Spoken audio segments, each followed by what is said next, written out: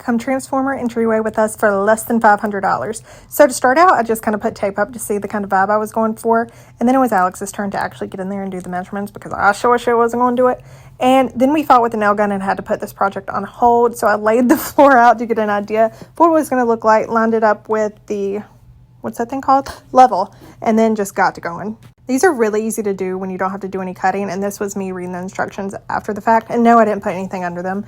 I just said, fuck it, we ball. We did have some difficult cuts that we needed to do because we went into the closet, we had to go around, and then we went all the way through our mudroom.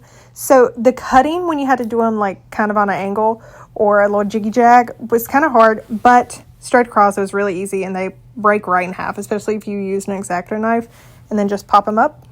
Then we decided we were going to fight with the nail gun a little bit more, but Alex figured it out, and it was pretty easy after that. The cutting for this is not that bad, but the nail gun is so loud, and we did this with the sleeping baby. You can see me keep checking the monitor. I cannot believe us. But then we put wood filler, caulked it, everything, and then I started sanding it and painting. And we didn't even have the shade of paint from our builder, so we just had to do a shade match and hope for the best. And then we did end up putting a straight line of the gray, and I feel like that made all the difference with this floor. And we do end up putting a trim piece at the bottom, just FYI, and that also makes it look more like an inlay and tile. So then I started messing with the decor. The best part, of course, Alex hung this floating shelf that we had laying around because we didn't necessarily want a console table because we do have a baby, so we're just kind of trying to avoid anything he can grab onto. But I found a bench, so then that defeated the purpose. And here he is crawling away. He likes the floor. And then it was time for Alex to hang all the sconces and artwork, and I'll leave it up to him because I just eyeball it and he actually uses measurements.